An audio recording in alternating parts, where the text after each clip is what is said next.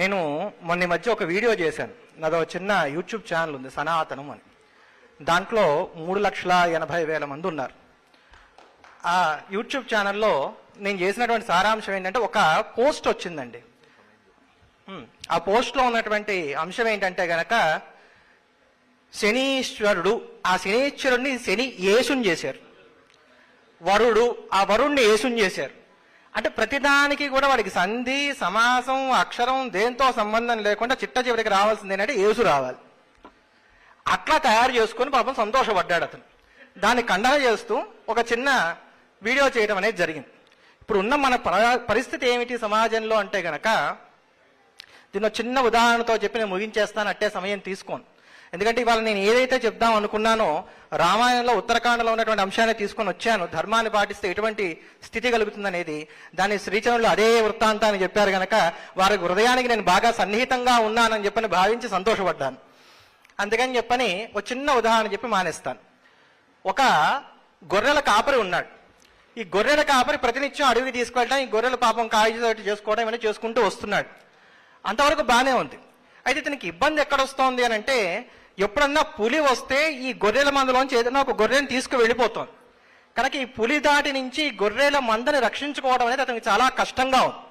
అందుకని అతను ఏం చేశాడంటే, ఒక చిన్న పులి పిల్లని తీసుకొని ఆ పులి పిల్లని తీసుకొచ్చి ఈ గొర్రెలతో పాటే పెంచేట.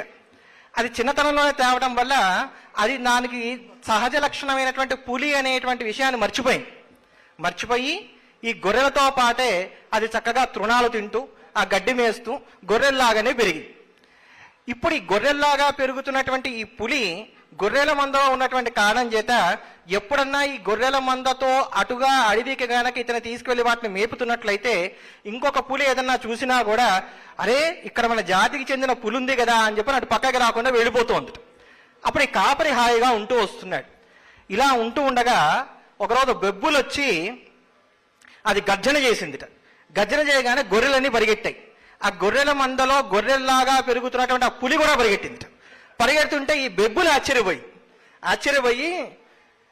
నువ్వు పరిగెడుతున్నావు అనేది, అమ్మో నువ్వు నన్ను తినేస్తావు, నేను నిన్నెందుకు తింటామేమిటి, నువ్వు పులివే నేను పులినే, నేను నిన్నెందుకు తింటాను అని తింటా. అంటే అలా కాదు, నేను గొర్రెని నువ్వు పులివి అందిట. చిచ్చి, నువ్వు గొర్రెవేమిటి, నువ్వు పులివే నేను పులినే, రానికి చూపెడతానని చెప్పని ఒక చెరువు దగ్గర తీసుకువెళ్ళి ఆ చెరువులో చూపించాడు. చూసావా, నాకు మీసం ఉంది, నీకు మీసం ఉంది, నా ఒంటి మీద చారలు ఉన్నాయి, నీకు చారలు ఉన్నాయి, కనుక మన ఇద్దరం పులులం.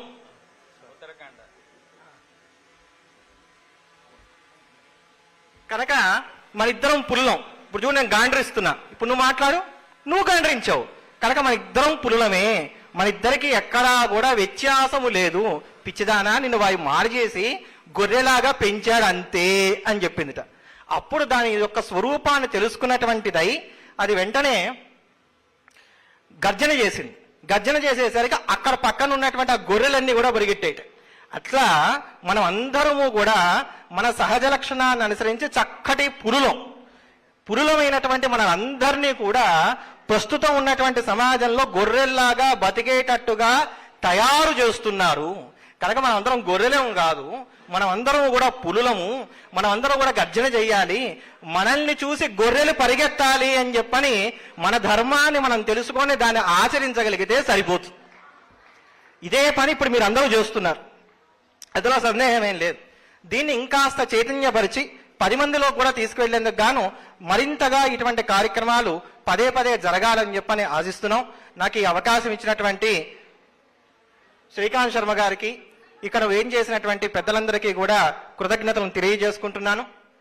వారు ఎంతో ఆత్మీయతోటి, అంటే నేను ధర్మవీర్ పురస్కారాలు పెడుతున్నాను, మీరు రావాలి, దానికి గౌరవ అతిథిగా ఉండాలి, వారందరినీ కూడా సత్కరించుకుందాం అంటే నేను వారికి చేసిన సహాయం ఏమీ లేదండి. ఇక్కడికి వచ్చి నిలబడ్డాను అంతే. నేను వారికి చేసిన సహాయం ఎంత మాత్రం ఏమీ లేదు.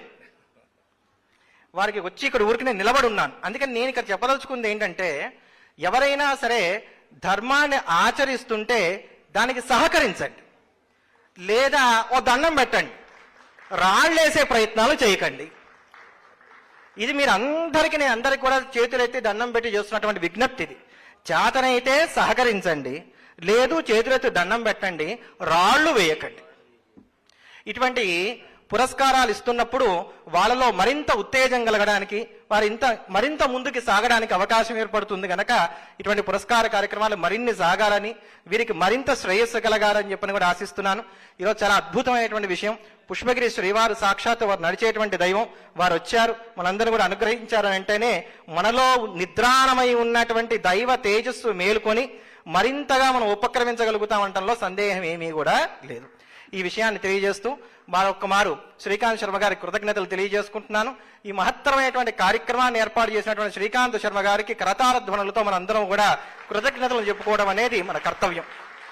ఇంతటితో నా వానికి విరామం ఇస్తున్నాను. స్వస్తి.